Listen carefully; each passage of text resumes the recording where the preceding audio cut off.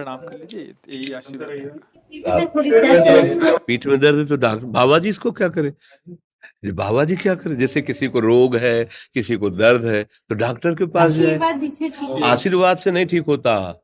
देखो बस वही समझ में नहीं आता, इसी भटकाओं में सब भटक रहे हो।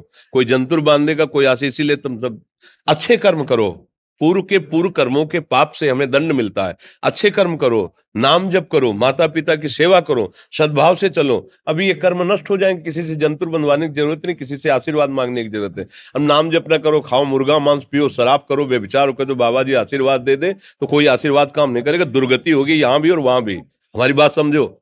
अब जरूर बुरा लगता है, सत्य विषय बुरा लगता है, पर अगर बच्चा सावधान हो जाओगे तो सुखी हो जाओगे। कोई भी हो, हम किसी एक के लिए बात नहीं करते, सबके लिए करते हैं। सब भागते हैं इस बात में कि बाबा जी आशीर्वाद दे, रोग रहित हो जाओ। कभी नहीं होगा, कभी नहीं होगा। तुम्हारे आचरण ठीक होंगे तब तुम्हारा सब काम बनेगा।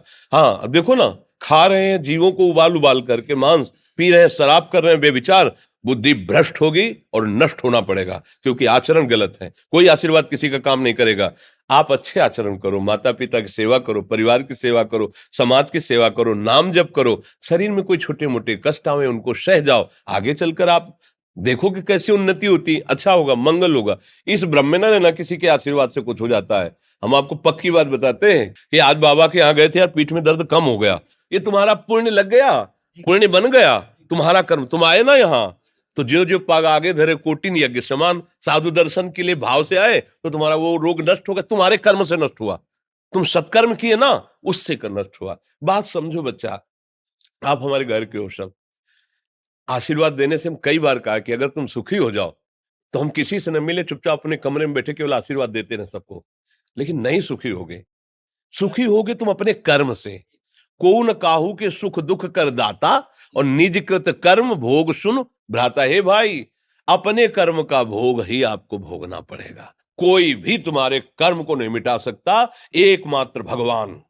एकमात्र भगवान, मेरी बात मान लेना। उनकी शरण में और नाम जप करो, सब ठीक हो जाएगा। तुम्हारे भजन से होगा, तुम्हारे अच्छे आचरण से होगा, तुम्हारी धार्मिक प्रवृत्तियों से होगा। अब ये बात ना समझो तो फिर हम क्या कह सकते हैं। नहीं, हाँ यही तुम्हारा जन्मदिन की सफलता है कि हमारी बात मान लो, राधा राधा रटो, कोई नशा मत करना, अपने माता पिता की सेवा करो, समाज की सेवा करो जितना। और जो कष्ट है वो स्थायी नहीं है। आज विपत्ति आई, कल खत्म हो जाएगी।